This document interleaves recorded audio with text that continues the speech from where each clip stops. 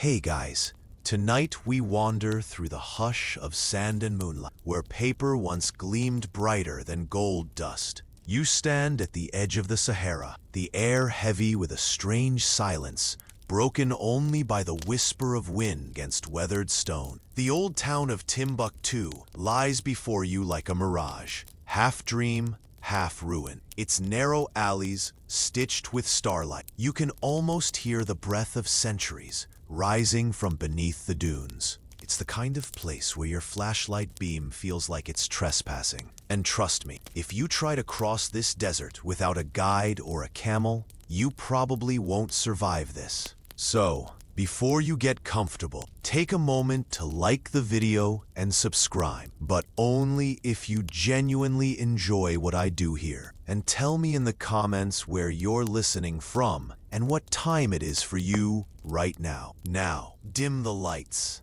Maybe turn on a fan for that soft background hum, and let's ease into tonight's journey together. You step forward into the ancient city that once made European kings daydream about sand and ink. The street lamps hum faintly. A few goats shuffle near a wall coated with centuries of dust. The scent of dry paper lingers in the air, though the pages themselves are buried deep inside mud brick chambers. The sand here doesn't just bury, it preserves, conceals, teases. Beneath your feet lies the quiet heartbeat of learning that once drew scholars from Cairo, Fez, and even Venice.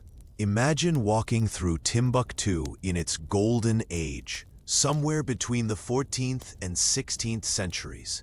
Caravans arrived like migrating cities, hundreds of camels shimmering under the sun, their packs bulging with salt slabs, ivory, and bundles of parchment. When people spoke of wealth, they didn't mean coins, they meant knowledge. A scholar's library could be worth more than an entire caravan. The city's air buzzed not just with trade, but with conversation, philosophical debates echoing from courtyards, verses of poetry traded like currency. You pause beside a cracked doorway. Faded geometric patterns line the frame, and behind it, you glimpse shelves of manuscripts stacked like ancient beehives. They smell faintly of goat hide, smoke, and rain, the scent of endurance. Some pages are so fragile, they flutter when you breathe near them. Each manuscript, once touched by calligraphers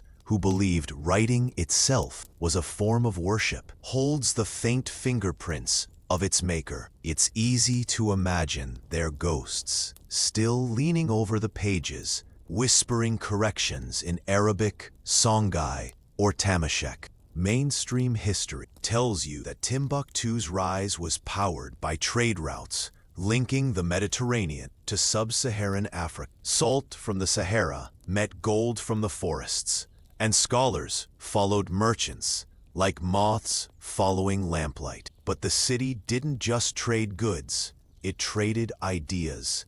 Astronomers compared their star charts to Egyptian tables. Jurists argued over interpretations of Islamic law, and poets used metaphors so elaborate that even the sand seemed to pause and listen. Yet here's a quirky detail. Some of the manuscripts weren't written on imported parchment at all, but on recycled scraps of paper brought by traders, old invoices, letters, or pages from distant books. Timbuktu's scribes would flip them, scrub them, and repurpose them. Somewhere in the middle of a treatise on astronomy, a faint watermark from a Venetian paper mill still peeks through. That's the sort of accident that makes historians grin like treasure hunters.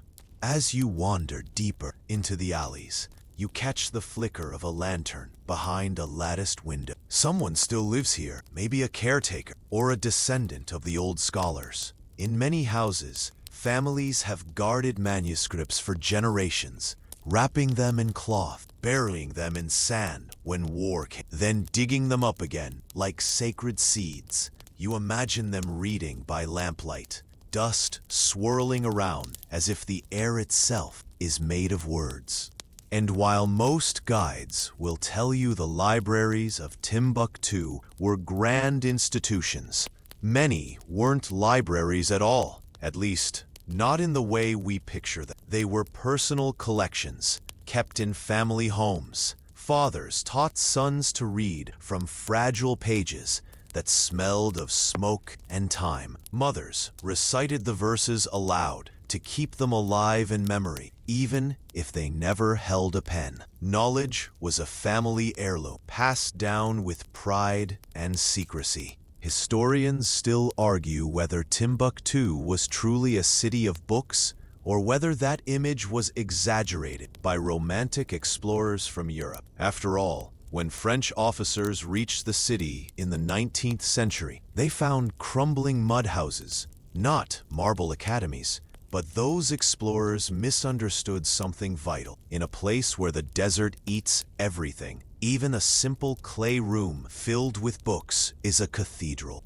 You stop in front of one of those rooms now, a small square building, half swallowed by sand. The doorway is low, as if you're meant to bow before entering. Inside, shelves line the walls, sagging under the weight of bound manuscripts.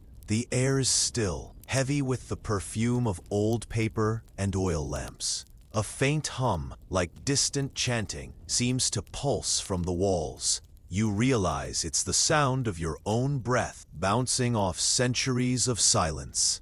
Some say that when you touch a manuscript here, you can feel the pulse of its scribe, the rhythm of the quill scratching across handmade paper, the ink dark as night and mixed with gum arabic, charcoal, and honey. Others say if you listen long enough, the books whisper their own names.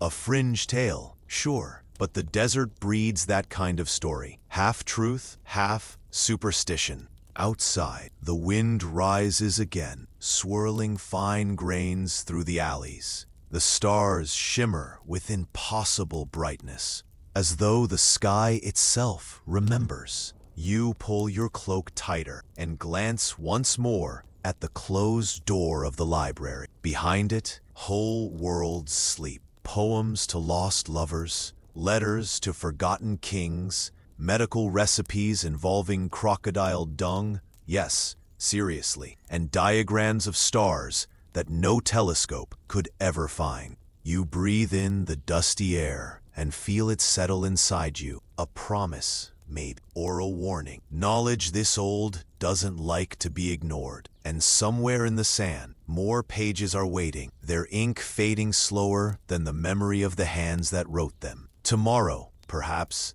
you'll meet the men and women who kept these libraries alive with nothing more than ink, faith, and stubbornness.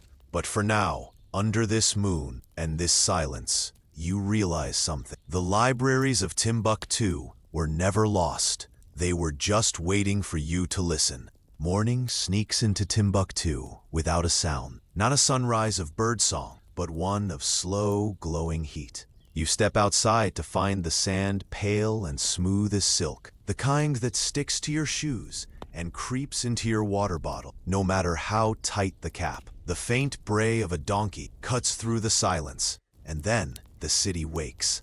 Traders shouting, goats bleating, pots clanging. Timbuktu, you realize, is never truly quiet. It just pretends at night. You drift toward the heart of the market, where manuscripts once traded hands as easily as salt slabs. The air tastes faintly of dust and sweat, but there's a rhythm to it, a low percussion of commerce, like a heartbeat beneath centuries of noise. Merchants sit cross-legged before pyramids of salt blocks, carved from the mines of Tagaza, their surfaces glittering like ice.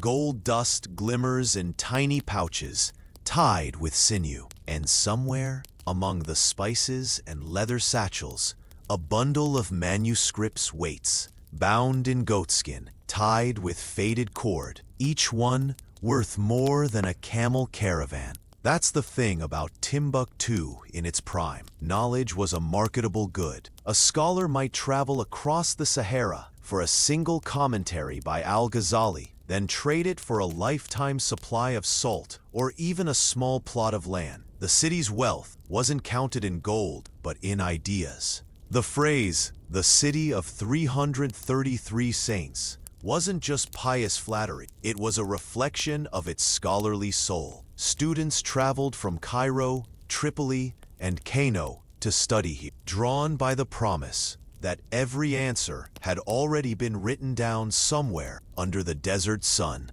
You pause beside a merchant who sells ink pots and quills. He grins, showing teeth stained with kola nut, and hands you a reed pen. Its tip is blackened from use. "Write something worth sweating for," he jokes. You realize that in Timbuktu, the line between scholar and merchant was always thin. Some of the greatest scholars were traders first, men who carried texts between cities, like portable universities.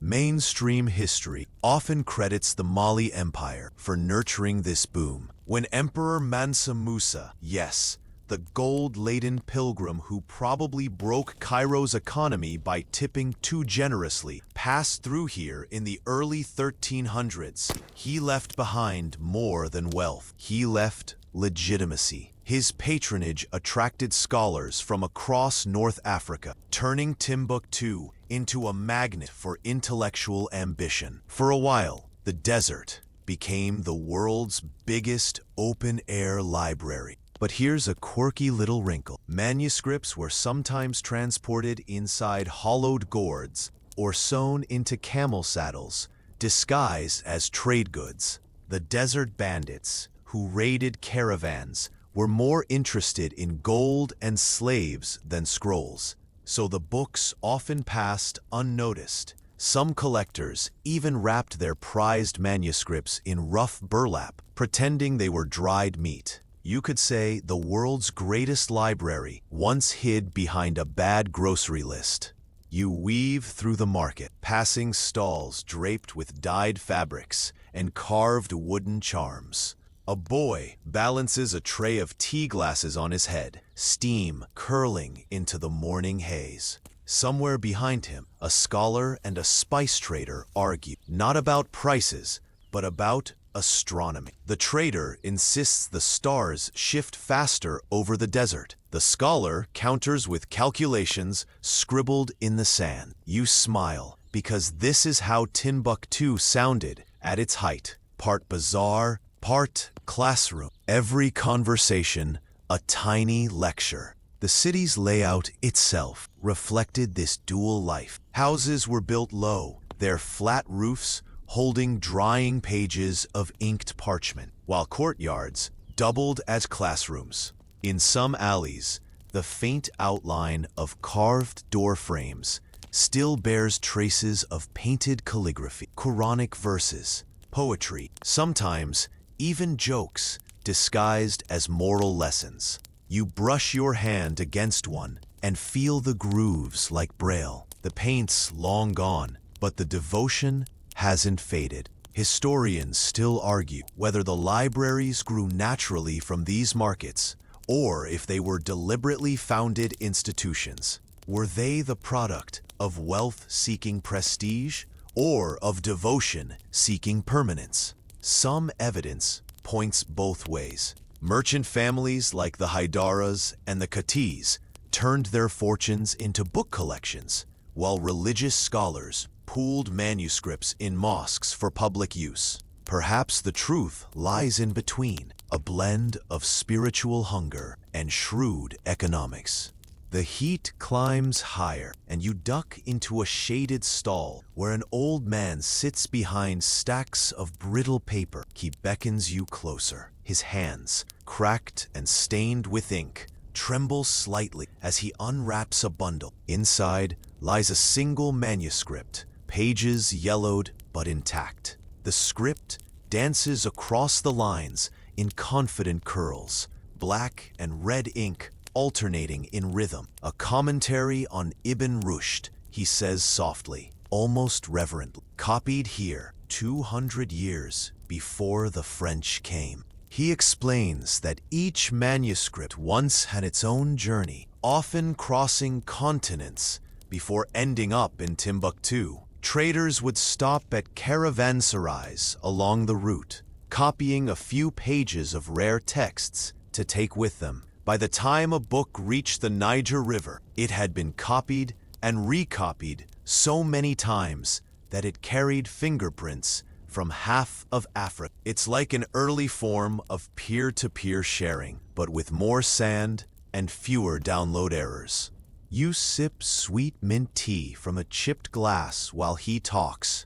The air hums with the drone of flies, the scent of saffron, and the low chant of reciting students somewhere nearby. They're rehearsing verses from memory, swaying gently, a rhythm as old as the city itself. Their teacher calls out corrections with a stick tapping the ground. You imagine thousands of such voices once filling the streets, a chorus of intellect, rising like prayer. There's something humbling about this place. In a world where books are now mostly pixels and paperbacks, you find yourself surrounded by texts that survived through sandstorms, colonial conquests, and neglect. They exist because people cared enough to carry them, copy them, and hide them when needed. And perhaps because the desert, for all its cruelty, doesn't burn as easily as time. A gust of wind blows through the market, scattering loose pages from a scribe's stall. You chase one instinctively, a fluttering square of parchment with faint writing in faded ink. When you catch it, you see the words are half illegible, but one line remains clear. He who forgets his ancestors will wander without a map. Maybe it's coincidence, or maybe the city's still teaching you something. You fold the page gently, hand it back, and glance once more around the marketplace. The crowd churns like a living current. Traders, scholars, children, camels, the whole choreography of an empire built on knowledge. And beneath it all, the manuscripts wait, humming quietly in their hiding places, waiting for another curious traveler to listen. The sun blazes higher now, white and merciless. But you don't mind. You've seen how even in the harshest heat, wisdom can survive, tucked between a sack of salt and a whispered prayer. The day stretches long and golden over Timbuktu, the kind of dry heat that makes even shadows look thirsty. You leave the market's bustle behind and wander toward a quieter quarter, a place where the walls lean inward, where the wind hums like it's reciting old verses. Here, you find the scribes, the men and sometimes women whose inked fingers built the soul of this city. They sit cross-legged in the shade of low porches, the air thick with the smell of gum arabic and soot. A boy grinds charcoal with a round stone, turning it into powder fine as smoke. Beside him, another mixes it with water and a drop of honey to form ink, dark, glossy, and just a little sticky. When the quill dips in, it sighs, like it's relieved to return to purpose. You crouch beside one of the scribes, a man with sunburned cheeks and eyes sharp enough to slice paper. His name, he says, is Ahmad. His fingertips are black to the knuckles, the permanent tattoos of a lifetime spent coaxing words out of silence. He holds up a page that gleams faintly in the afternoon light. Each word dances, looping Arabic letters that seem to ripple across the surface. Calligraphy here isn't just handwriting, it's devotion in motion. Every curve, every flick of the pen carries weight. The word for knowledge is written like a starburst, and the word for God like the turning of a galaxy. You realize this isn't just writing, it's architecture. Each page is a minaret of ink. Mainstream historians often describe Timbuktu's scribes as copyists, but that's a little unfair. Yes, they reproduce texts, Qurans, legal treatises, philosophical commentaries, but they also annotated, edited, and sometimes argued with the authors. You can see it in the margins, small notes, miniature rebellions penned centuries apart. A 15th century scholar might leave a question mark beside a passage from Averroes, and a 16th century reader might answer it in different ink. Every manuscript was a conversation stretching across time, a kind of analog group chat with fewer emojis and more existential dread. One manuscript catches your eye. Ahmad explains it's a medical text, recipes for treating fevers, snake bites, and spiritual melancholy. The ingredients sound half miraculous, half absurd. Ostrich oil, sand filtered through silk, powdered copper, verses recited over fresh rainwater. Does it work? You ask. He smiles. Only if you believe. A classic scribe's answer. Equal parts mysticism and marketing. Here's a quirky tidbit. Some scribes believed the quality of ink could influence the power of the words. If the ink was weak, the prayer might falter. So they experimented endlessly, blending ashes from burnt date pits, soot from lamp smoke, and even powdered pomegranate rinds. The most prized recipe included crushed black stone from the Niger's edge. They called it the ink that never sleeps. The air fills with the soft scratch of quills. Pages are hung to dry on strings stretched across courtyards, fluttering gently like black-winged moths. You walk among them carefully, afraid to disturb the delicate choreography. Each page looks alive, still breathing centuries later. Ahmad dips his quill again and gestures for you to try. You take it awkwardly, draw a line, and immediately blot the page. He chuckles, shaking his head. The hand must be patient, he says. The ink knows when you rush. Historians still argue whether the scribes of Timbuktu worked individually or in collective workshops. Some records suggest small guilds formed around master calligraphers. Others claim each scholar simply worked from home, aided by students. Both might be true, depending on the century, depending on the family. Knowledge here wasn't just written, it was inherited, shared, and occasionally stolen. As the afternoon fades, Ahmad invites you inside his study. It's cooler there, the air scented with parchment and dried herbs. Shelves line the walls, stacked not only with manuscripts, but with the materials of their making. Ink pots, sharpened reeds, paper scraps, and rolled leather. On one table rests a sheet half finished, the margins filled with neat geometric diagrams. Astronomy, he explains. We copy the heavens, but the heavens never stay still. He tells you that the life of a scribe isn't glamorous. Their pay depended on the generosity of patrons, merchants, judges, or traveling scholars. Some were paid in coin, others in salt or grain. But the real reward, he insists, was spiritual. Writing the divine name counted as worship. Even copying a mundane legal opinion could earn blessings if done with the right intention. It's hard not to admire that faith, or maybe envy it a little. You notice a faint pattern inked into the wall, a repeating spiral, half decorative, half mathematical. Ahmad laughs when you point it out. We practice even when we rest, he says.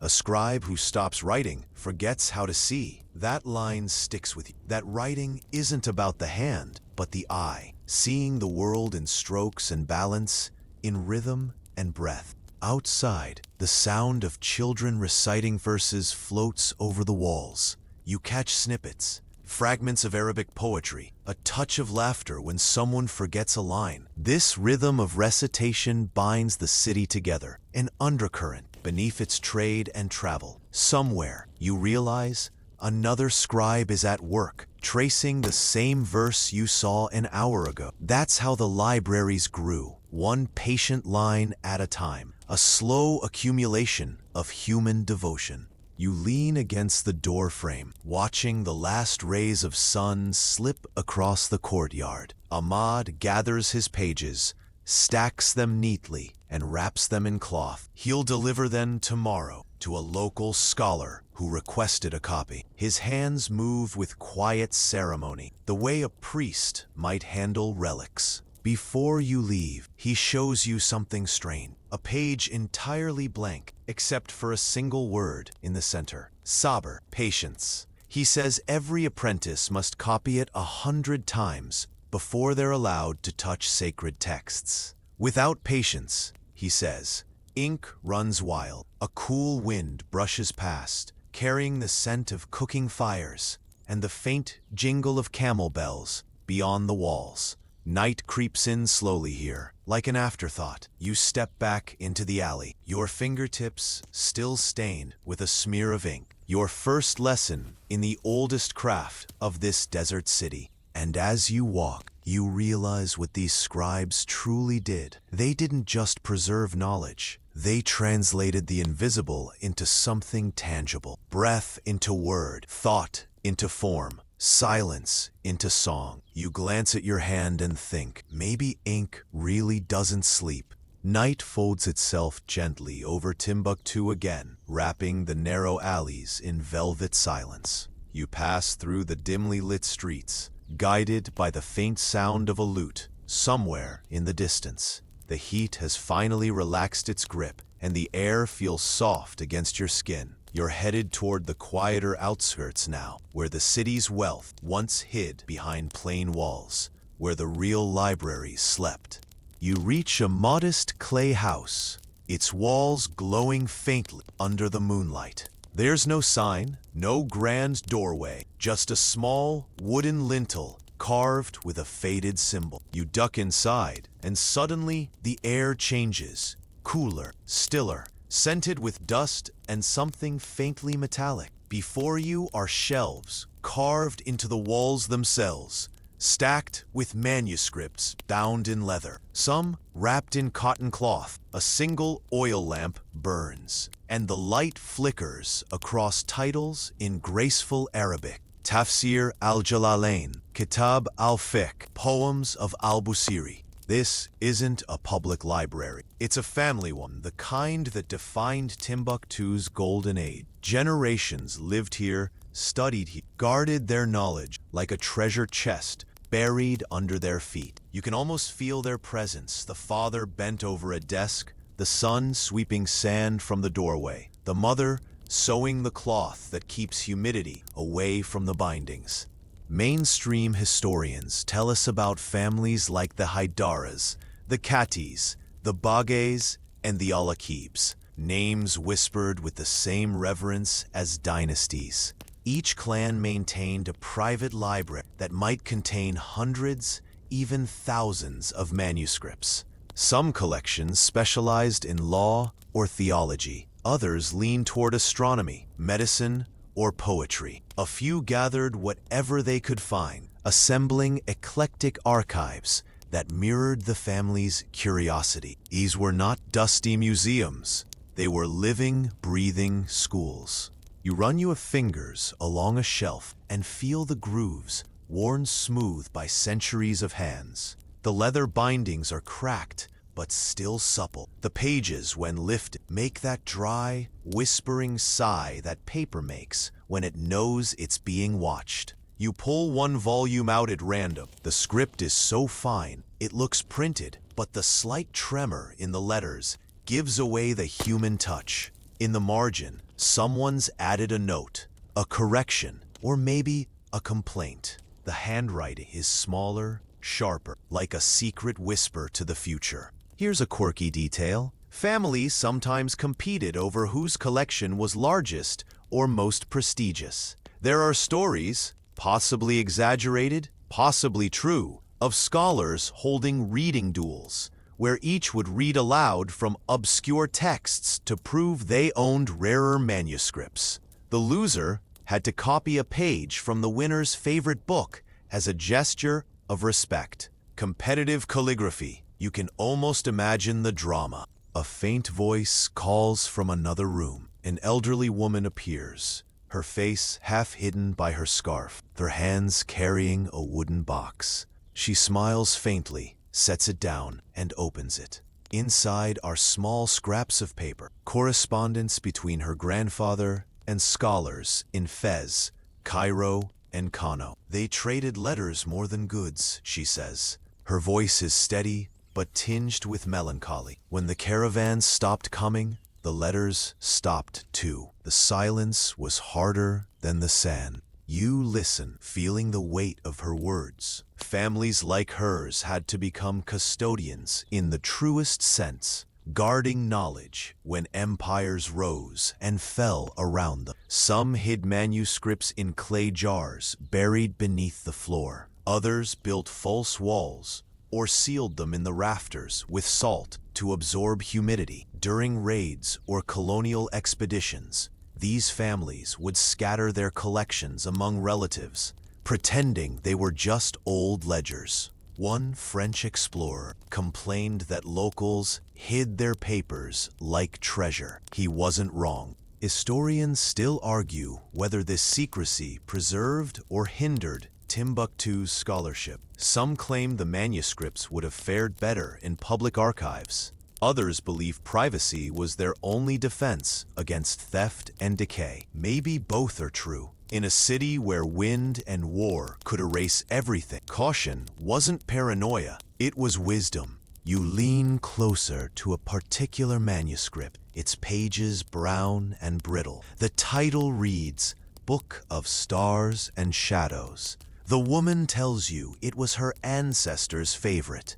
a blend of astronomy and mysticism, half science, half spellbook. She says he used to teach under the night sky, pointing out constellations and linking them to verses. You imagine him standing outside, robe fluttering in the desert breeze, teaching children to read the heavens like scripture.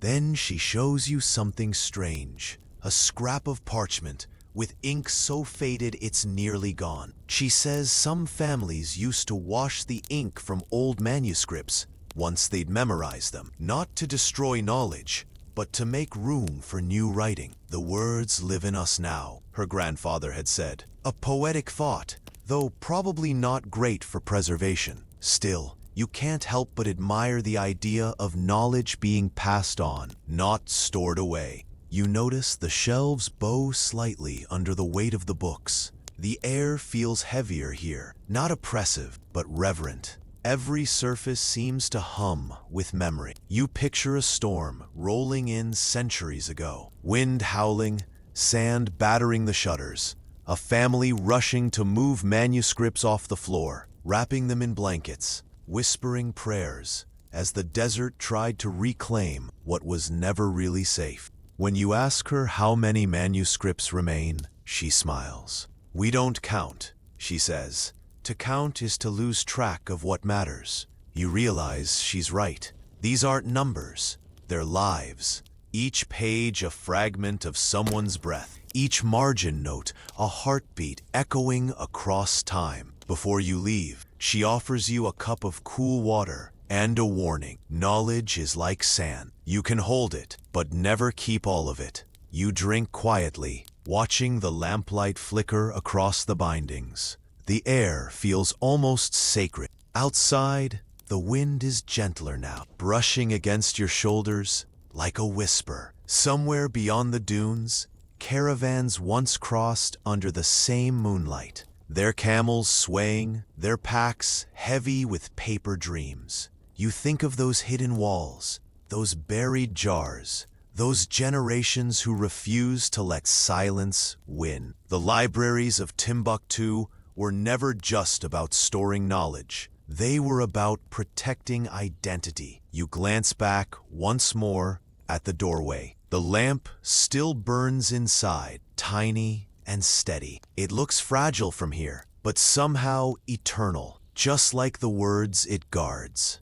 By dawn, the desert feels brand new again, like the sand has politely swept away yesterday's footprints. You move through the half-light toward the edge of the city, where a small workshop sits beside a crumbling wall. The sign above the doorway is simple, hand-carved into wood. Wada Keen, the paper makers. This is where Timbuktu's pages were born, long before they were filled with ink and meaning. Inside, the air is rich with the smell of pulp and smoke. A man sits cross-legged beside a vat of cloudy water, stirring it with a flat paddle. The sound is soothing, like soft rain on stone. He explains that local paper was often made from scraps, imported linen, bark fibers, even recycled manuscripts.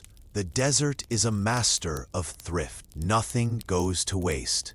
Everything finds a second life. He lifts out a sheet and lays it across a smooth stone slab. You watch as the fibers settle, glistening in the morning light. This isn't the crisp paper you know. It's thicker, rougher, with faint ridges that catch the fingertips. And yet, when dried, it can last centuries. Timbuktu's paper is tougher than it looks, like the people who made it. Mainstream accounts often claim that much of the paper used here came from Europe, particularly from Venice and Genoa, traded for gold or salt. But scholars now suspect that West African artisans developed their own paper-making traditions too, blending imported techniques with local materials. Historians still argue whether the region truly manufactured its own high-quality paper or just reused and adapted what caravans brought. Either way, the pages survived, and that's the miracle. You take one in your hands, still damp, cool, fragile. It feels like holding a sleeping thought. The papermaker tells you that sometimes, when foreign sheets ran out, scribes would write on anything: leather, parchment, even flattened palm fronds. There are examples of letters scribbled on the backs of receipts, sermons on reused contracts. One scholar even wrote an entire treatise on astronomy across the margins of an old shopping list. Talk about multitasking. In the corner, a young apprentice grinds pigment in a stone bowl. Black soot for text, red ochre for emphasis, and a rare green dye made from copper powder. The ink smells earthy, metallic. He dips his brush and tests a few lines on a scrap. The letters shimmer faintly, alive with intent. Ink must breathe with the page, the papermaker says. If it suffocates, the words will fade.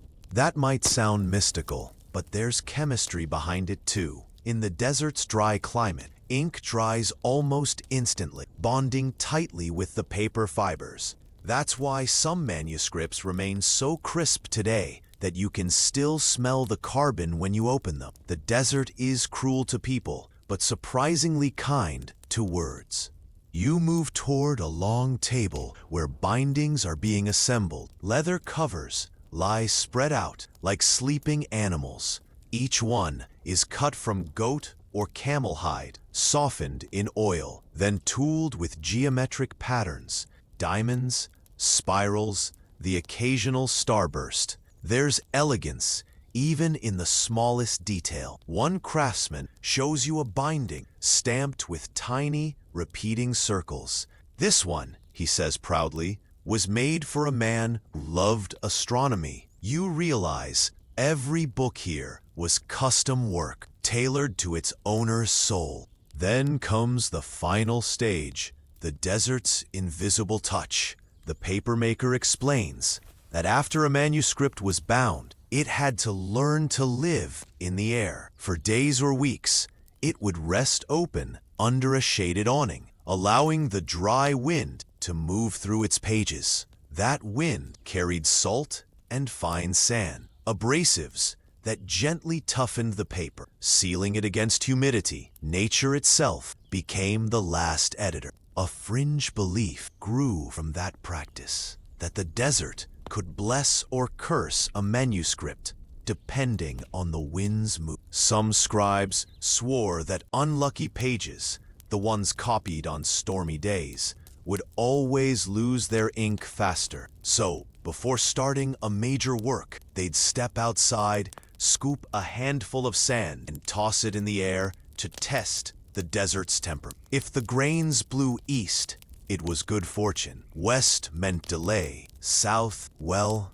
that meant go home and drink tea instead. You chuckle at the superstition, but deep down, it makes sense. When your entire world is made of sand, wind, and words, you start to believe the elements have opinions. The papermaker shows you a small collection of worn scraps. Test sheets, he calls them. One bears faint mathematical notes.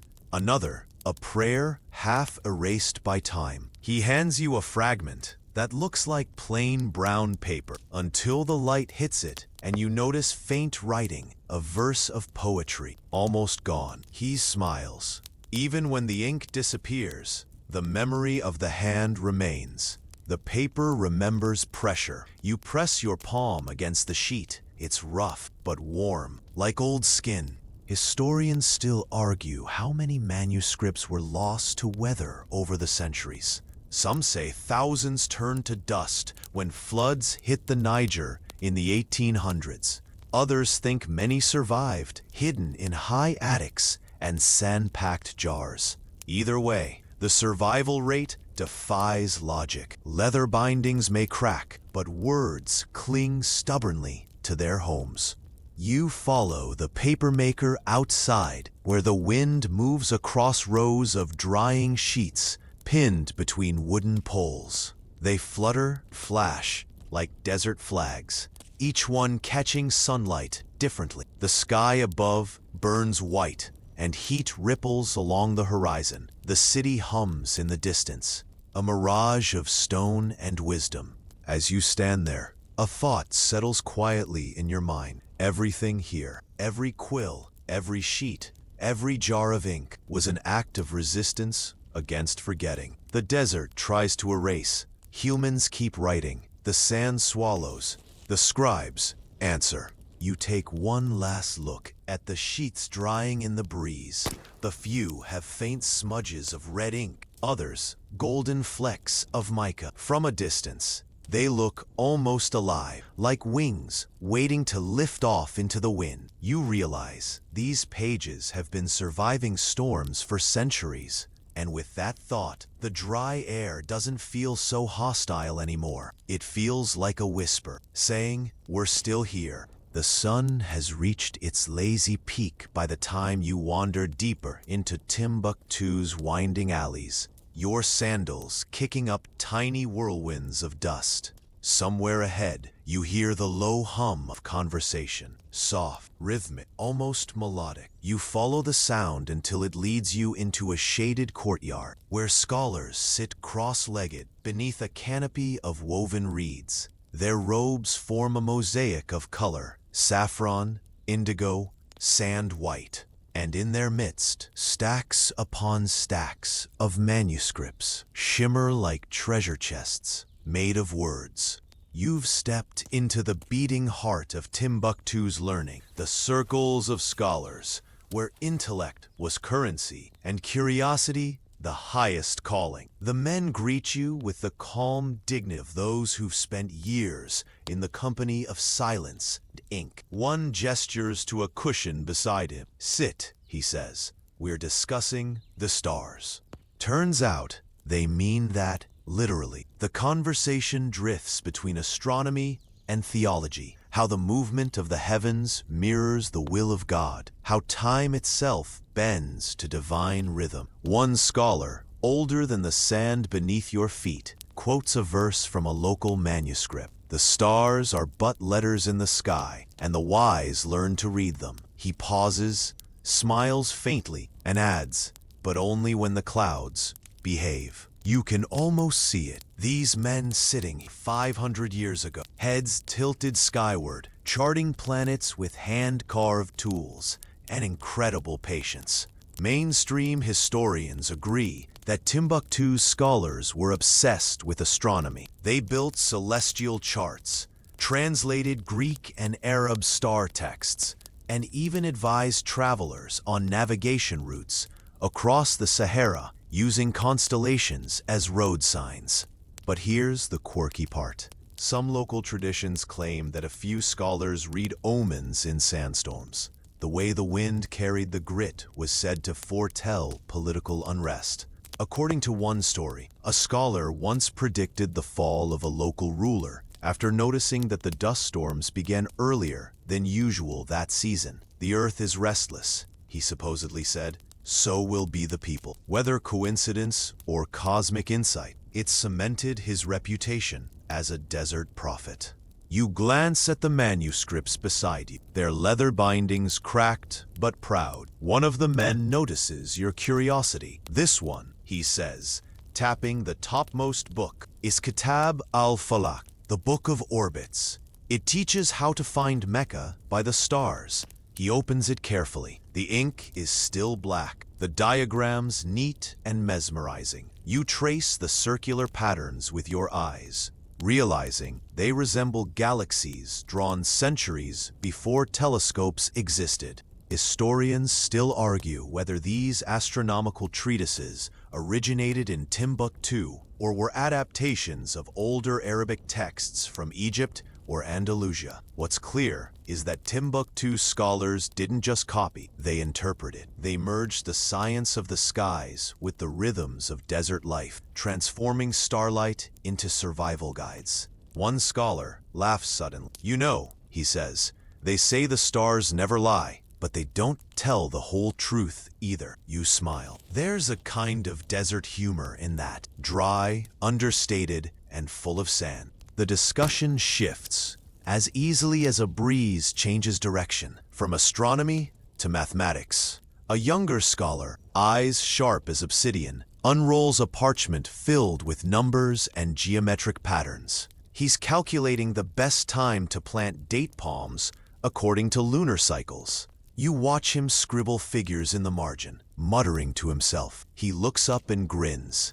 Numbers are stubborn. They argue more than men do. There's something hypnotic about watching knowledge being made by hand. Each ink stroke feels deliberate, reverent. You realize that for these scholars, learning wasn't about hoarding facts. It was a spiritual act, a dialogue with the universe itself. Someone pours you a small cup of mint tea. The aroma rises, sharp and sweet, cutting through the desert air. Around you, the discussion deepens. One scholar quotes Aristotle, another counters with verses from the Quran, and a third adds, "But Ibn Rushd would say otherwise." It's like an ancient podcast. Heated debates, laughter, even the occasional friendly eye roll. The rhythm of it lulls you. Intellect here has its own music. A scribe enters the courtyard, carrying a tray piled with loose pages. "New copies," he announces. "2 for Ahmad Baba's library, 1 for the Sankore." The name catches your attention. Ahmad Baba, the legendary scholar of Timbuktu, the man who owned one of the largest personal libraries in Africa. You imagine his home stacked floor to ceiling with manuscripts. Theology, law, astronomy, medicine. Knowledge layered thicker than desert dust. The scholars nod approvingly. "Ahmad Baba taught us," says the elder, "that to write a thought is to save it from hunger. Feed the page, and it will feed others." You jot that down in your mind immediately. Definitely something worth embroidering on a pillow. A quiet falls as one man unfurls an ancient manuscript. The air shifts. Even the flies seem to pause. He begins to read aloud, a passage about how sand particles, under magnification, resemble stars scattered through space. "The desert," he reads softly, "is the mirror of heaven. What is above is below." You feel goosebumps despite the heat. Maybe it's the way his voice wavers between devotion and awe. Or maybe it's the realization that these scholars weren't just preserving knowledge, they were reimagining it. For them, studying the cosmos wasn't just science, it was worship. Historians still argue whether Timbuktu's golden age of scholarship was truly as advanced as legend claims. Some say the stories are exaggerated, fueled by colonial romanticism. Others point to surviving manuscripts, proof that this city once pulsed with intellectual energy, rivaling any university in Europe or the Middle East. Either way, sitting here among these men, it's hard not to believe the legends. You watch as they argue over a passage about lunar eclipses, their voices rising and falling like waves. No microphones, no laptops, just ink, memory, and the kind of passion that outlasts time. A gust of wind slips through the courtyard, scattering a few loose sheets across the floor. The scholars laugh as they chase them down, robes fluttering like startled birds. You help gather the papers, feeling the texture of each one, warm from sunlight, cool where the ink is still wet. When you hand them back, one scholar says with a wink, "Careful, that's the next great discovery. Wouldn't want to lose it to the sand." The group settles again, and the old man resumes his teaching. You close your eyes for a moment, letting the rhythm of his voice carry you. Outside, the city hums soft. Somewhere, a camel bell rings.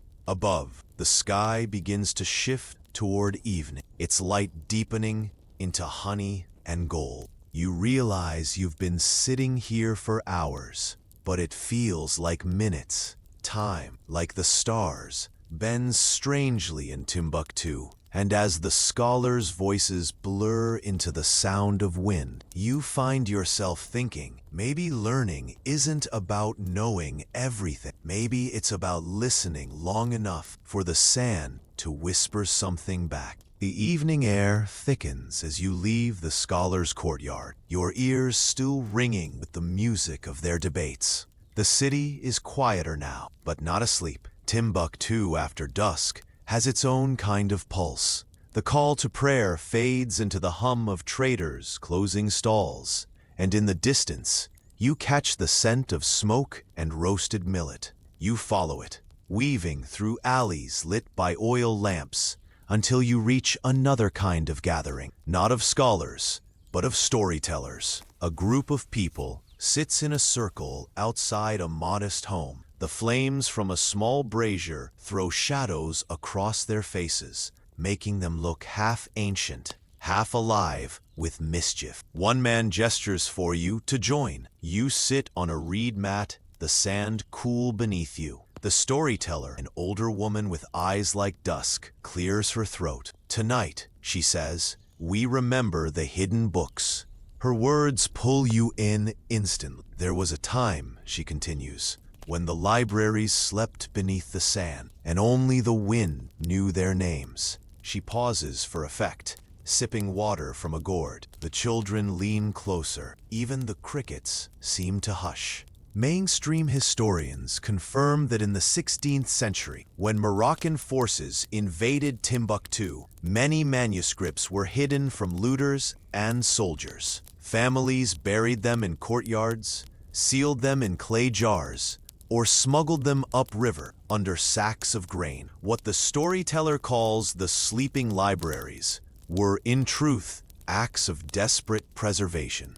But she adds her own twist. They say the books themselves whispered directions to those who buried them, that their words refused to be silenced. The audience murmurs, half believing. You can't help but smile. Timbuktu's magic always walks hand in hand with its history. The storyteller continues, describing a young scribe named Iwa, who supposedly dreamed of manuscripts calling his name. He followed the visions into the desert, where he unearthed a chest of scrolls that glowed under moonlight. Historians still argue, she says with a teasing grin, whether the dream was divine or just the result of too much date wine. Laughter ripples through the crowd. She lifts a bundle of parchment scraps tied with twine. "These," she says proudly, "are from my grandfather's house. He found them when fixing a wall. You take one gently. It's brittle, almost translucent, but faint writing still dances across it in curling script. It's a note about a trade transaction dated hundreds of years ago. A small thing, maybe, but somehow it feels enormous in your hand." As the night deepens, the storytelling circle turns to tales of the librarians themselves, the custodians of Timbuktu's words. You learn that entire families once dedicated their lives to safeguarding books. A father might pass his manuscripts to his eldest daughter if she proved most capable, or to a nephew sworn to secrecy. Some homes became informal archives, their walls lined with chests sealed with beeswax. Knowledge, the old woman says, was the only inheritance that survived drought. You imagine one of those households, the smell of old leather, the flicker of lamplight on gold-inked pages, the hush that falls when someone opens a book so ancient it feels alive. A child reaches to touch it, and a parent whispers, "Careful." That's not a story, it's a memory. You sip the tea someone offers you, strong, sweet, laced with mint. Around the circle, others trade their own stories, of manuscripts found beneath date trees, of a scholar's ghost who guards lost scrolls, of a book that changes its text depending on who reads it. You know most of its folklore, but part of you wonders, maybe there's truth buried beneath the sand and the metaphor. A young man beside you mentions something you've heard before, that during the colonial era, some manuscripts vanished into private collections abroad. They say a few ended up in Paris, he whispers. And others? Well, no one knows. His voice drops lower, but some believe the desert will call them home one day. Historians still argue whether the number of manuscripts rescued or hidden during those turbulent centuries was hundreds, thousands, or tens of thousands.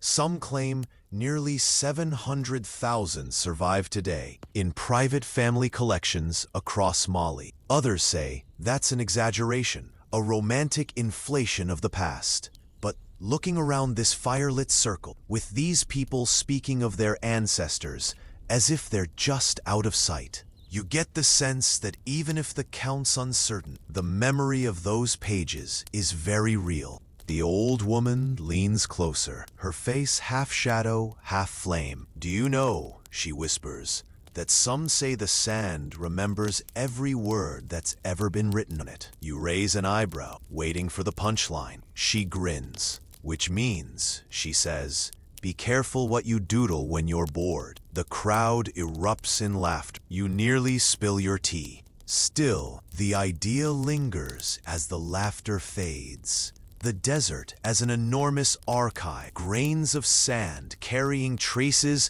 of forgotten ink. It's not so far-fetched. The dryness here is preservative, the silence almost magnetic. Maybe the old tales are just poetic ways of describing a scientific truth. The storyteller ends with a gentle warning. Every library can be lost again if no one remembers where it sleeps. Her gaze sweeps over the circle, landing briefly on you. So remember. For a moment, no one moves. The fire crackles soft, throwing sparks into the night air. You realize how fragile memory really is. One storm, one war, one careless hand could scatter centuries of thought. Yet here, in this circle, memory breathes.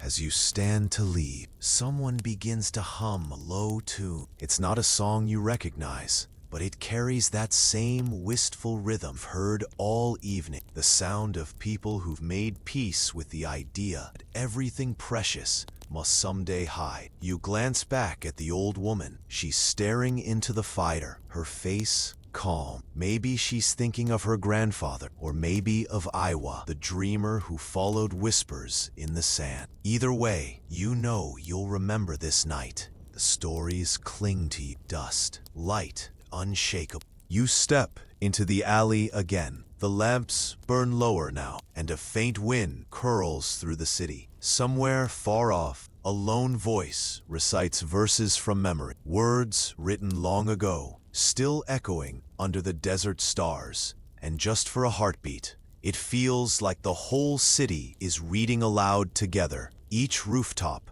a page in a book too vast to finish. By morning, the air feels cleaner, washed by the cool hush that only dawn can bring to the Sahara. You rise before the call to prayer, your steps muffled on the pale dust as you make your way toward the heart of Timbuktu's learning, the libraries themselves, or at least what remains of them. The streets are quiet, except for the rustle of cloth and the distant bray of a donkey. You pass walls painted in ochre and faded blue, the colors soft as sleep. A narrow door stands ahead, its frame carved with simple triangles and stars. The custodian, a man in a loose white robe, opens it silently and nods you inside. You cross the threshold, and there it is, the scent you've been chasing for days. Old parchment, leather oil, faint smoke, and time. The room is dim but alive. Wooden shelves lean slightly under the weight of manuscripts bound in brown, red, and gold. Some are tied with thin cords. Others are wrapped in cloth, like infants swaddled against harm. Dust motes float in the sunlight, cutting through a high window, each one spinning like a quiet planet. You approach the nearest shelf and pull a volume gently into your hands. It's heavier than you expect. The leather cover creaks softly when you open it. Inside, the script flows in precise black lines, dense but elegant. Between verses of Arabic, you notice faint notes in the margin, smaller, slanted handwriting. The custodian sees your curiosity. Commentary, he says.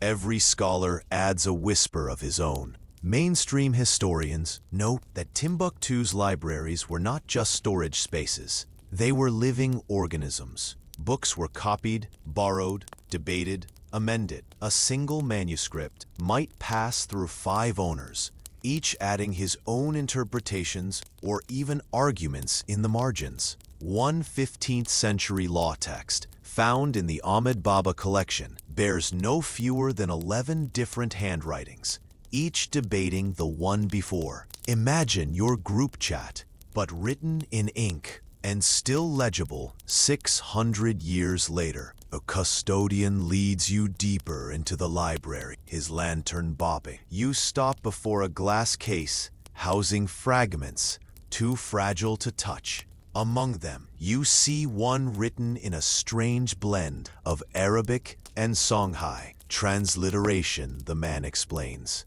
Our scholars loved to experiment. He chuckles. Sometimes they wrote 2 languages in one breath. That's not exaggeration. Historians still argue whether Timbuktu's bilingual manuscripts were a form of coded language used to conceal certain teachings from outsiders. Others believe it was simply a reflection of a multilingual world. Traders, scholars, and imams, all weaving tongues together like thread. Either way, it shows a kind of intellectual daring you can't help but admire. You notice something else. A few manuscripts seem oddly shiny, their pages tinged with a golden hue. The custodian nods knowingly. Ah, the illuminated ones. He points to a small Quranic fragment edged in gold dust and lapis lazuli, made for a wedding gift. They say the groom never read it, but his wife did every day for 40 years. He pauses, then smiles slyly, and she corrected 3 errors the scribe missed. You laugh quietly, trying not to disturb the stillness. In one corner of the library sits an enormous chest, its hinges dark with age. Family library, the custodian explains. We've kept it closed since the last flood. He opens it with a careful hand. Inside are layers of manuscripts, wrapped in cloth. Some of the fabrics are embroidered with geometric designs. Others are just plain cotton, worn almost translucent with time. The books smell of earth and incense. You lift one carefully. It's smaller, pocket-sized, like a traveler's companion. Inside are maps drawn in thin black lines, marking routes between oases. Caravan records, he says. Some call it the GPS of the 14th century. The routes crisscross from Mali to Morocco, even toward Egypt. Marginal notes list where to find water, which tribes charge tolls, And which valleys host dangerous spirits? You raise an eyebrow. Spirits? He shrugs. Best to warn travelers of every hazard. That blend of pragmatism and superstition defines so much of what you find. Every volume carries not just knowledge, but personality, inked humor, poetic footnotes, secret symbols in the margins. One book even contains a doodle, a camel with a mischievous grin. The custodian chuckles. Even scholars get bored during long sermons. You ask how many manuscripts remain. He sighs, stroking his beard. No one knows. Some say hundreds of thousands.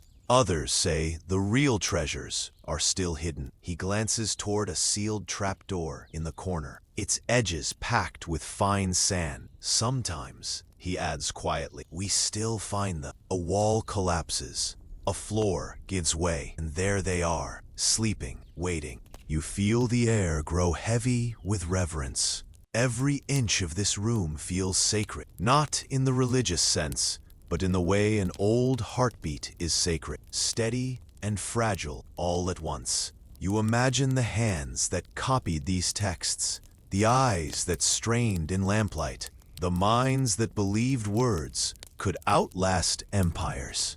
Historians still argue whether Timbuktu truly rivaled Alexandria or Baghdad in its intellectual height. Some insist that the libraries were mostly private and localized, not vast institutions of state. But standing here, surrounded by this quiet sea of parchment, you realize that scale hardly matters. What mattered was the continuity, the stubborn daily act of remembering. The custodian lets you linger. You notice a faint carving above the shelves, barely legible under centuries of dust. You brush it gently and make out the phrase, Al-ilm nurun, knowledge is light. The words glimmer faintly in the lamplight, and for a fleeting moment, it feels as if the entire room breathes with. Then the custodian laughs softly, breaking the spell. Careful, he says. Stay too long here, and you'll start arguing with the dead authors. You grin. What makes you think I haven't already? He leads you toward the door, where sunlight pours in like liquid fire. You pause before stepping outside and glance back one last time. The air inside the library seems thicker, glowing with suspended dust and memory. You think of the storytellers last night, of the scholars debating under the stars, of the papermakers shaping thought out of pulp and patience. Outside, the light is blinding. You blink, and for a moment, the library's silhouette lingers in your mind. Rows of sleeping books under their soft shrouds of sand-colored cloth. Somewhere behind you, a door creaks shut, sealing the silence back inside. You walk away slowly, your sandals leaving shallow prints in the dust. The city stirs awake around you, children laughing, merchants calling, the scent of bread rising through the air. But in your mind, all you can hear is the whisper of pages turning, somewhere deep in the heart of the desert, where the lost libraries of Timbuktu still dream beneath the light. The sun hangs high and heavy, a molten coin pressed against the white sky. You wander toward the edge of the city again, this time to visit a family that has guarded their manuscripts for centuries. The streets grow narrower until even the breeze has to slip sideways to pass. But child guides you through the maze, barefoot and grinning, then knocks on a blue door. An old man answers. His robe is simple, his eyes bright. You've come to see the Ajami texts, he says before you can even speak. He waves you inside, where the air smells faintly of cedar and dust. The walls are lined with shelves, nothing grand, but carefully tended. Instead of leather-bound tomes, you see smaller stacks, wrapped in cloth or banana leaves, labeled in elegant Arabic calligraphy and local symbols. He unties one bundle and reveals a manuscript unlike any you've seen. The letters, twist in black ink, but they're not quite Arabic. They curve differently, dance in unfamiliar patterns. This, he says proudly, is Ajami. Our language is written in Arabic script. You run a finger just above the surface, not daring to touch. The old man continues. When the scholars wanted to teach poetry, medicine, or history to people who didn't read Arabic, they used Ajami. He chuckles. Even love letters. Especially love letters. It's true. Mainstream historians confirm that Ajami manuscripts flourished in West Africa from the 16th century onward, written in languages like Fulfulde, Hausa, and Songhai. They were proof that Timbuktu's intellect wasn't confined to one tongue. Arabic may have been the scholarly spine, but Ajami was its heartbeat, the way ideas reached farmers, traders, and dreamers beyond the mosques. The old man flips through the pages, pointing out passages. Here, he says, a man writes to his wife, thanking her for reminding him to pray before every journey. A few pages later, another text, this one about herbal medicine, listing recipes for treating snakebite and fevers. The ink has faded to brown, but the handwriting is steady, confident. Historians still argue whether Ajami texts were seen as equal to Arabic works or dismissed as folk literature. Some colonial scholars downplayed them entirely, calling them illiterate imitations. Yet modern researchers are rediscovering their depth. Philosophy, science, oral tradition, all intertwined. In many ways, Ajami was Timbuktu's secret voice, the bridge between elite learning and daily life. The old man laughs suddenly. You know, my grandfather used to say these manuscripts are shy. They only reveal their meaning to those who greet them properly. You raise an eyebrow. And how exactly do you greet a manuscript? He grins, with clean hands and a calm heart. You nod solemnly, pretending you've definitely done both today. He pulls out another manuscript, this one more worn, its corners darkened by use.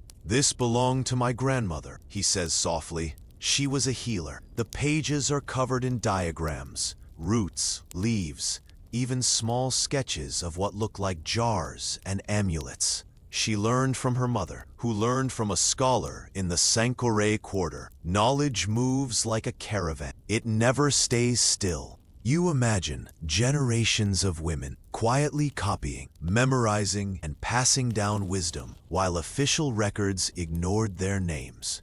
It hits you that not every library in Timbuktu was made of stone. Some were made of memory and song. The old man smiles at your silence. You think the past belongs to the old, he says, but it waits for the young to find it again. He beckons his grandson, the same barefoot boy who brought you here, and places a small notebook in his hands. This one, he says, is yours to copy. The boy nods solemnly, as if accepting a royal decree. That single gesture, the transfer of paper and ink, feels more profound than any monument. You realize you're watching the oldest ritual in Timbuktu. Inheritance through writing. The man hands you a different manuscript to examine. It's surprisingly humorous. A satirical poem mocking a pompous merchant who bragged about his gold but couldn't read. You can almost hear the poet's laughter across the centuries. You chuckle, and the old man's eyes sparkle. See?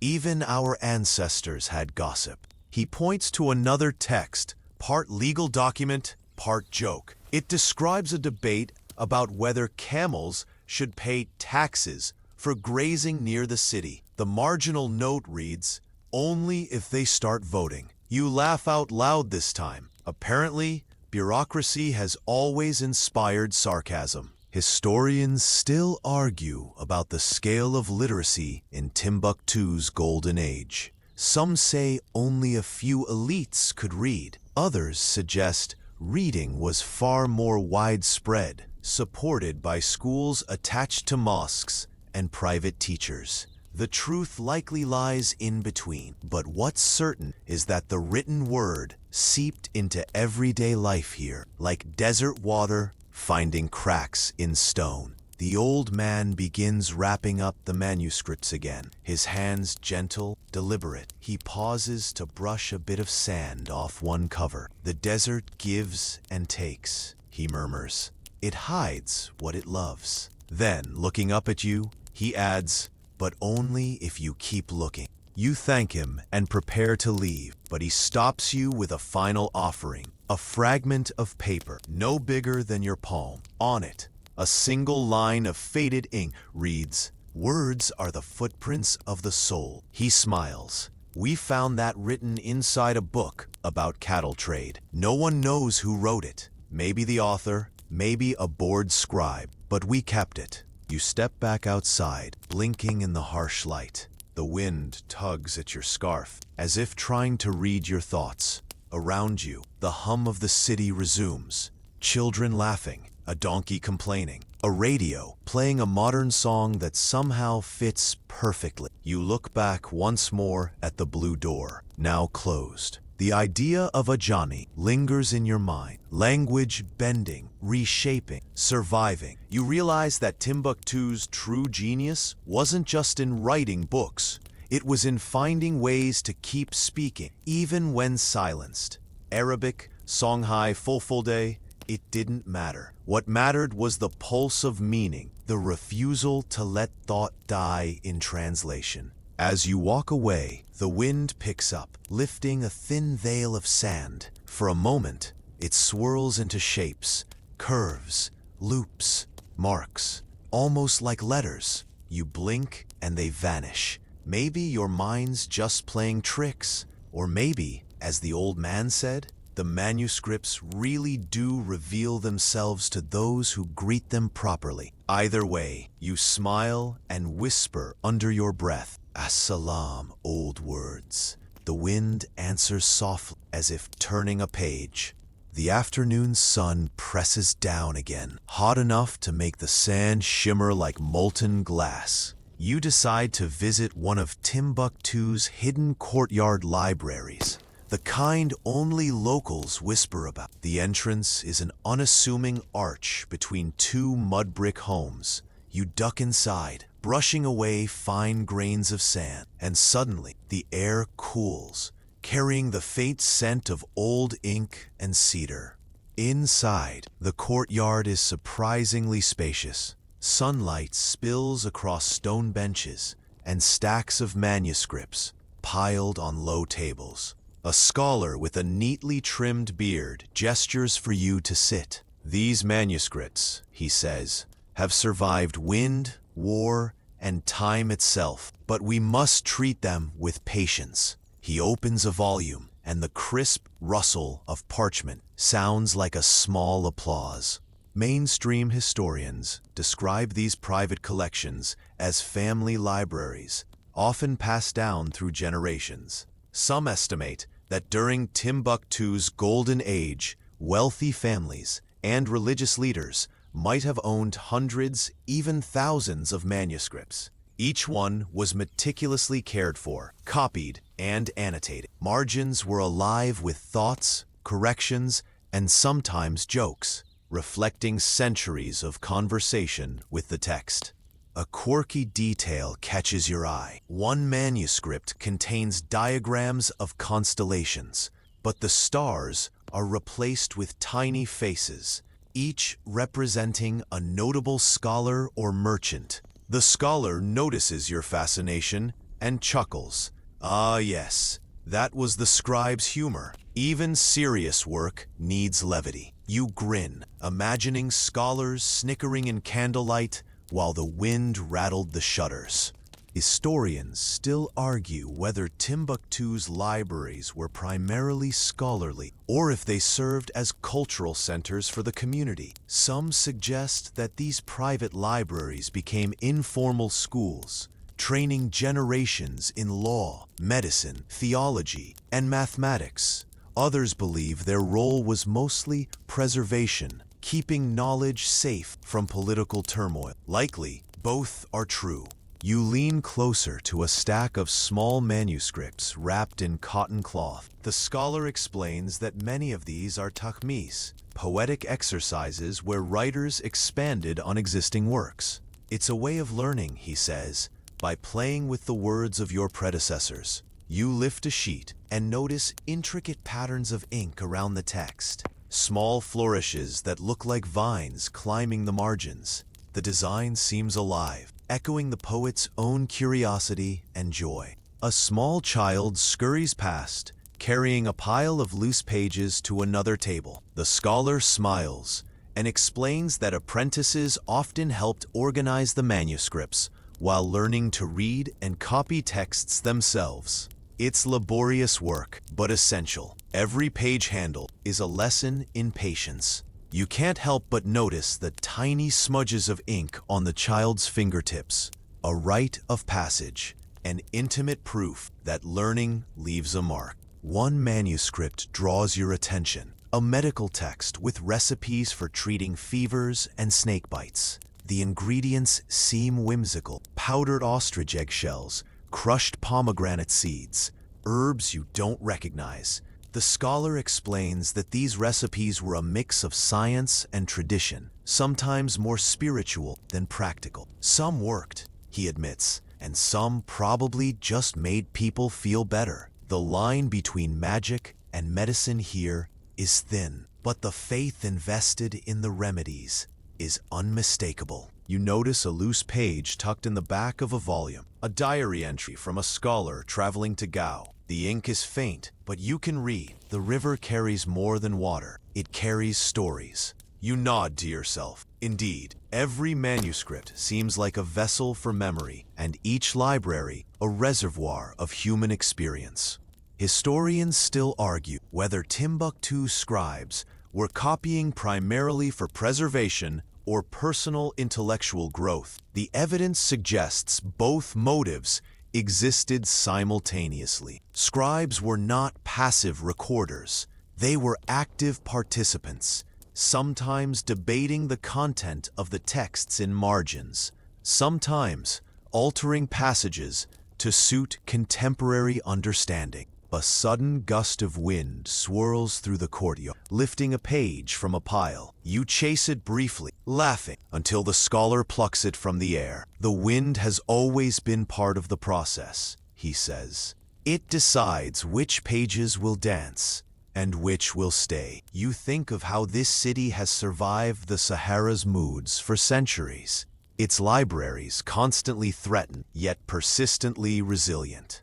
You linger for a while, letting the atmosphere of study and quiet amusement wash over you. Pages rustle, laughter rings from apprentices, and the smell of dried herbs from the scholar's small shelf mixes with the earthy scent of the courtyard. You realize that this, more than any grand monument, is the living heart of Timbuktu, a place where knowledge breathes, whispers, and sometimes even laughs.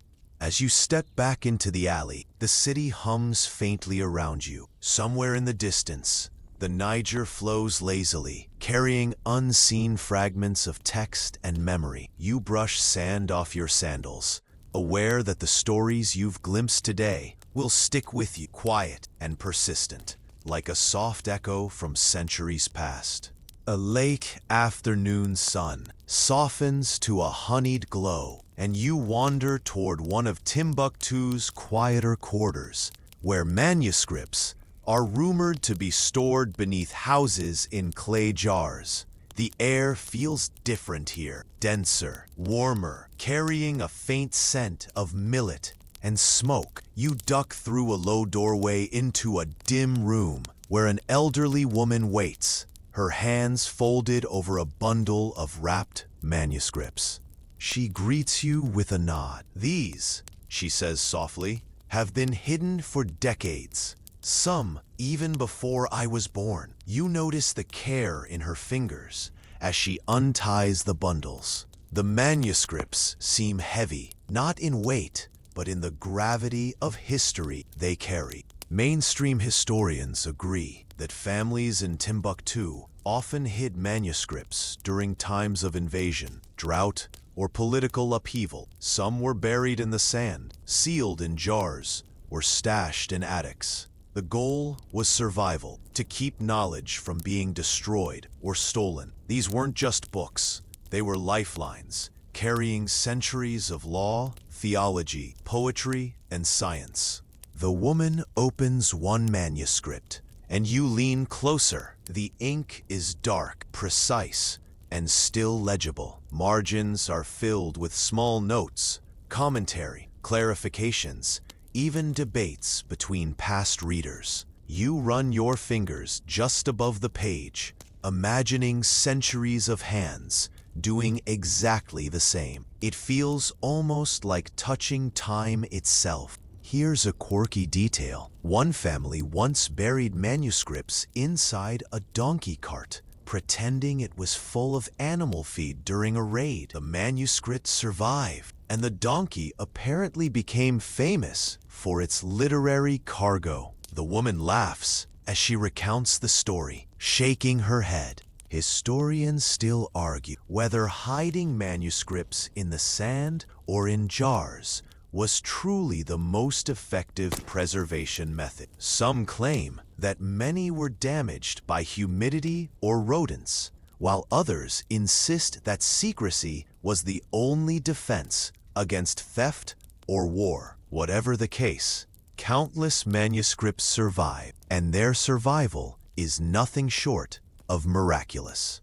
She pulls out another bundle, tied in faded cloth. You notice faint sketches on the top sheet, astronomical charts, geometric patterns, and even a crude map of caravan routes. This belonged to my grandfather, she says. He traveled widely, collecting knowledge from anyone willing to share it. You realize how these families were not passive custodians. They were active preservers, seekers, and curators. The manuscripts vary wildly in size, material, and content. Some are tiny, pocket-sized, meant to be carried by travelers. Others are large and cumbersome, requiring careful handling. You notice faint gold flecks on one page, remnants of an illuminated header. It's poetry, the kind that makes you sigh and think the scribe was half in love and half in devotion to words. As she lays out another set, you notice that some pages are water-stained, edges frayed. The woman explains that many were rescued during flooding along the Niger River. We dried them carefully, page by page, she says. Some of the words blurred, but the meaning survived. That's what matters. Historians still debate the total number of manuscripts that existed in Timbuktu before modern times. Some estimates suggest as many as 700,000, while others are more conservative. Either way, it's clear that the city's intellectual wealth was immense, and its survival was no accident. You pick up a small, delicate manuscript, its cover soft with age. Inside are lessons in jurisprudence, written in concise, elegant script. Margins are filled with notes, corrections, expansions, and reflections. You imagine students leaning over the pages centuries ago, copying lessons, debating meanings, and passing down knowledge in hushed tones under the desert sun. The woman watches you closely. These books, she says, are our memory. They are proof that even when the world forgets, we remember. You nod, sensing the quiet power of her words. The manuscripts are more than objects. They are voices, preserved in silence and sand. As you step back into the warm light of late afternoon, the wind carries grains of sand across your feet. Somewhere in the distance, the Niger glints like a silver ribbon, and you imagine all the manuscripts, hidden, waiting, and surviving in quiet defiance. You realize that these texts are more than historical artifacts. They are lifelines, connecting generations. Each page a testament to persistence, patience, and human curiosity. Even in their fragile, dusty forms, They carry an energy, a pulse, that refuses to die. Night falls quickly in Timbuktu, the temperature dropping just enough to make the sand beneath your feet cool and comforting. You follow narrow alleys toward a cluster of houses where families claim to guard manuscripts passed down for generations. Lanterns swing softly in the breeze, casting uneven shadows on mud walls that seem almost alive. The city feels quieter here, as if it's holding its breath, waiting for you to listen. A young man greets you at a low doorway, motioning for you to sit on a woven mat beside a small table stacked with manuscripts. He smiles faintly, showing teeth stained with tea, and begins to explain. These books, he says, have survived storms, armies, and wandering hands.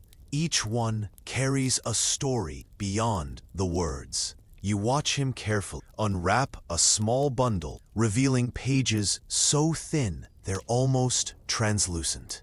Mainstream historians note that many private libraries in Timbuktu were not just repositories of religious or legal texts. They also contained works on medicine, poetry, mathematics, and astronomy. Families treated these manuscripts as both sacred and practical tools, relying on them to guide daily life and preserve their cultural identity. You notice one peculiar manuscript. It's a poem about a camel caravan lost in the desert. But in the margins, someone has sketched the camels with tiny sunglasses. The young man notices your raised eyebrow. Humor was important, he says.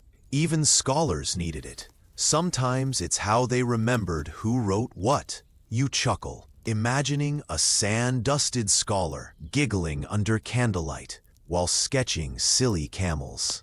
Historians still argue whether such marginalia were private jokes, educational tools, or subtle political commentary. Whatever the case, these little scribbles give life to the past, revealing personalities that otherwise would have remained silent.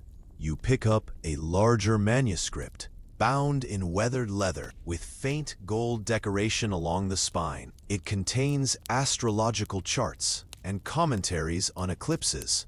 The young man explains that some manuscripts were used to help traders and travelers navigate the Sahara. The desert doesn't forgive mistakes, he says. Knowing when and where to travel could mean the difference between life and death. In another corner, a small bundle contains medical texts. You open one and find detailed illustrations of herbal remedies, dosages, and procedures for treating fevers, infections, and snake bites. Some recipes seem bizarre: crushed ostrich eggshells, powdered roots, and even bits of fragrant clay. Yet, as he explains, these remedies were based on centuries of trial and error, observation, and oral tradition.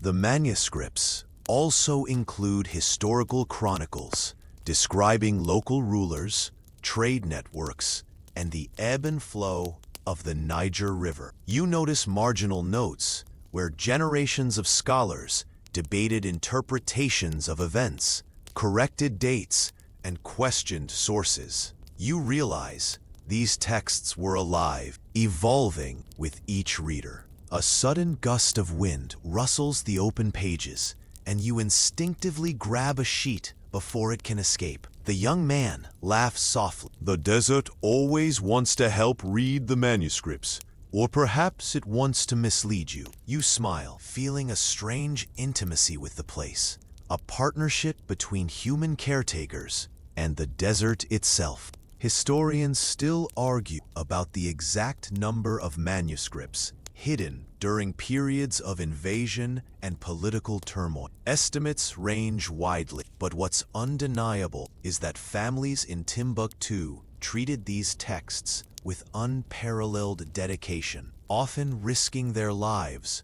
to preserve them. You glance at a small fragment on the table, almost invisible beneath the shadows.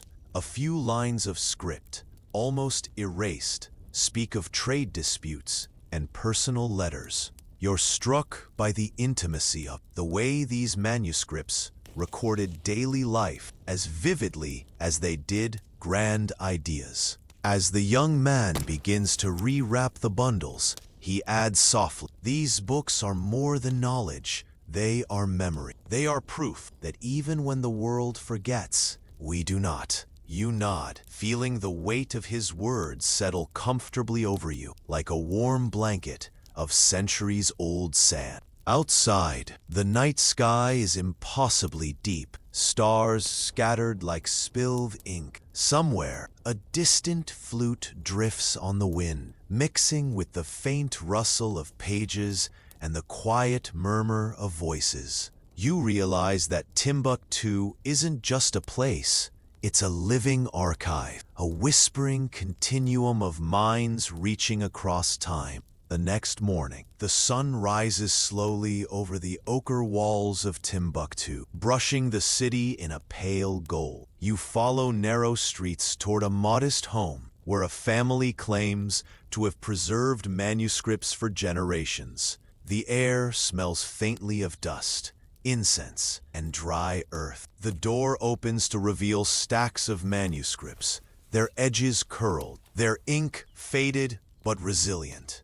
A man in his 50s greets you and gestures for you to sit. "These books," he says, "have been with my family longer than I can remember. They survived floods, raiders, even neglect. Yet here they remain, waiting to speak." You watch as he unwraps a bundle carefully, the pages rustling softly like whispered secrets. Mainstream historians emphasize that Timbuktu's private collections often outnumbered public libraries in volume and scope. While the city had renowned centers like the Sankore, families and scholars kept their own repositories, sometimes hidden in attics, walls, or buried underground. These private libraries were crucial for preserving knowledge during turbulent times. You notice a manuscript detailing complex calculations for astronomical observations. The man explains that these texts guided traders, travelers, and scholars alike, helping them navigate deserts and rivers. Some pages are annotated with additional observations, corrections, or local adaptations. Historians still argue whether these adaptations represent innovation or simple clarification, but they undeniably reveal an active, engaged, scholarly community. In the corner, a smaller manuscript contains herbal remedies, prayers, and folk wisdom. Some recipes seem odd, ground stones, certain animal parts, but the man emphasizes that they were developed over generations, combining observation, ritual, and empirical trial. He smiles and says, "Science and magic were often the same thing." You turn a page and discover poetic verses, an elegy about the Niger River, scribbled in fine ink. Margins are filled with commentary from multiple readers over decades. Someone even drew a tiny sun with a smiling face. You laugh softly, imagining generations of scholars sneaking humor into their work. Quirky details abound. One manuscript describes a technique to measure the speed of camels by marking sand footprints and timing their distance traveled. Another includes a recipe for ink using crushed olives and soot, reportedly producing a color so black that it could capture shadows. Historians still debate how widely literacy and manuscript access extended in Timbuktu. Some argue that education was restricted to elites. Others point to evidence that merchant families, women, and even apprentices participated actively in reading and copying texts. Whatever the distribution, the dedication to preserving and transmitting knowledge is indisputable. The man unrolls a scroll depicting trade routes across the Sahara. Small annotations in the margins mark where water could be found. Each tribes were friendly and seasonal hazards. You note the mix of practical advice and scholarly observation, a uniquely Timbuktu blend. As the afternoon light filters through wooden shutters, dust motes floating like tiny stars, he shows you a final manuscript, an illuminated Quran, gilded and fragile. The script is elegant, precise, and full of care. He whispers, "Even when empires fall, faith and knowledge endure."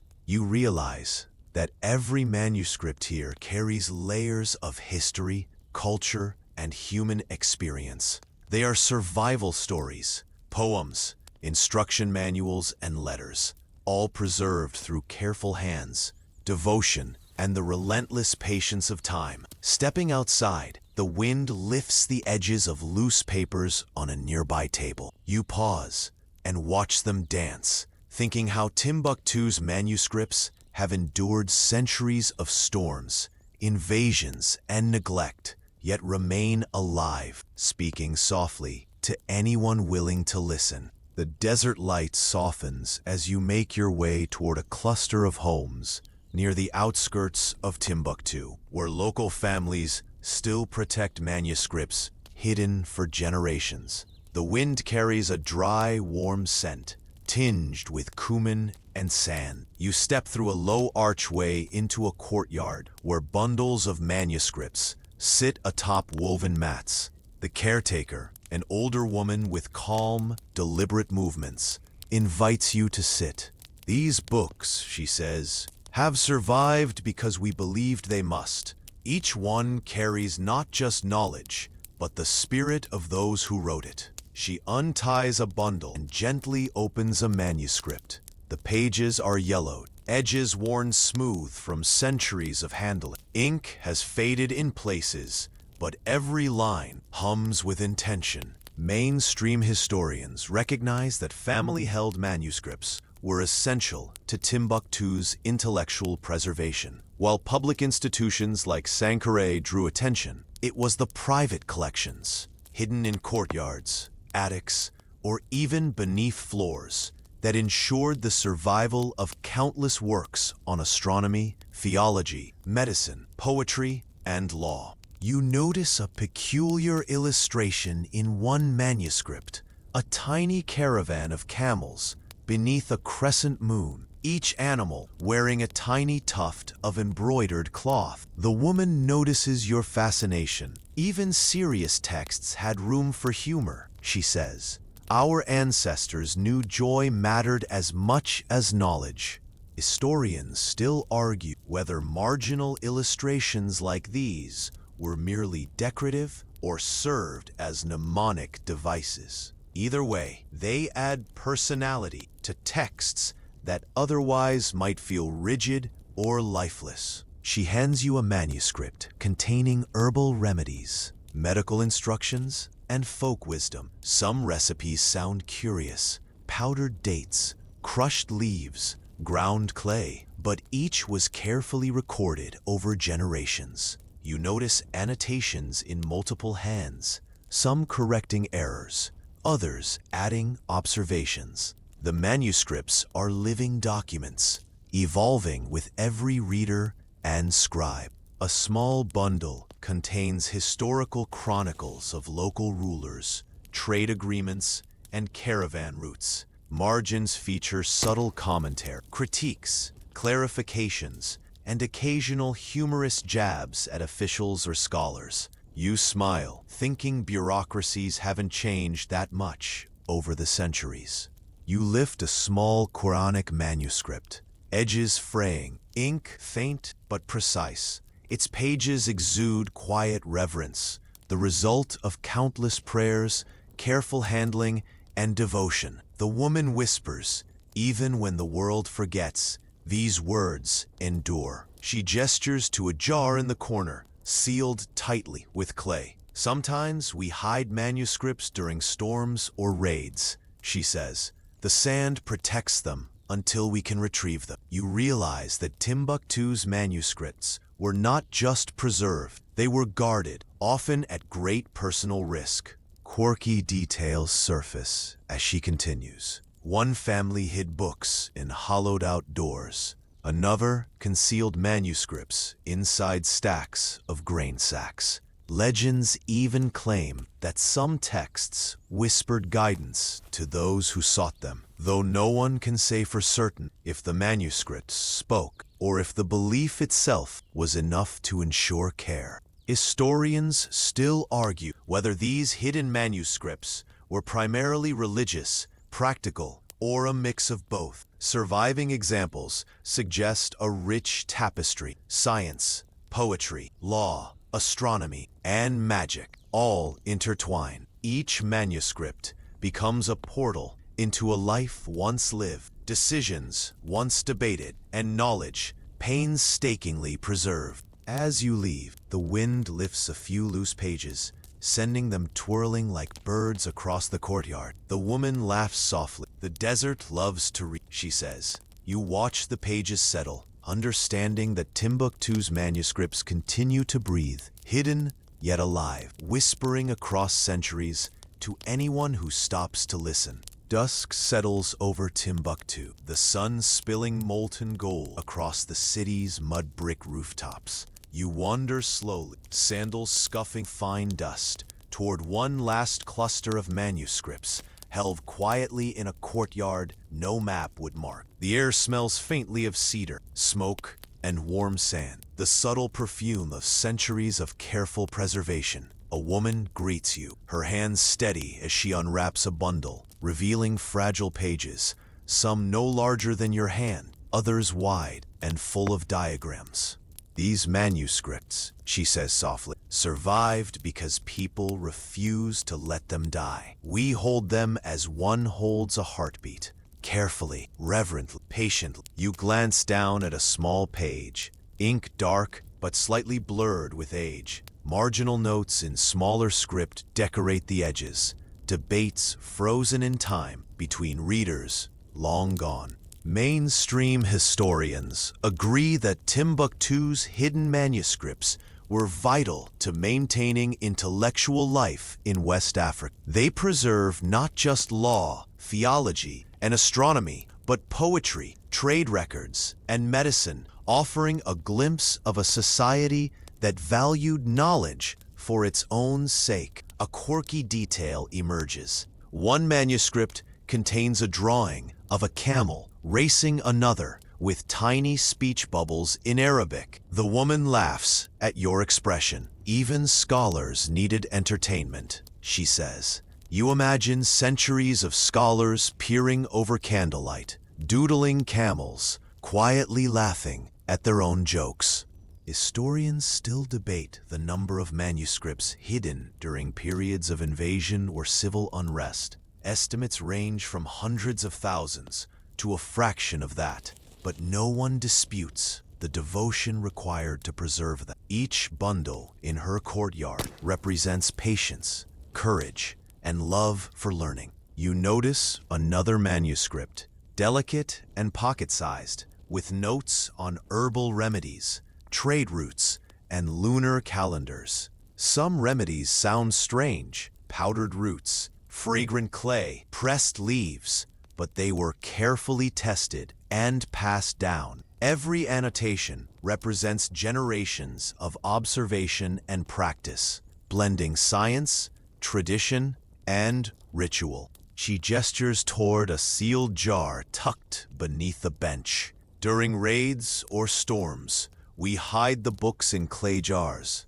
beneath floors, even in walls. The sand keeps them safe until we can retrieve them. You think of the many centuries in which these pages survived, wars, floods, and neglect, yet remain intact and readable. Historians still argue about the literacy and reach of these texts. Some suggest they were confined to elites.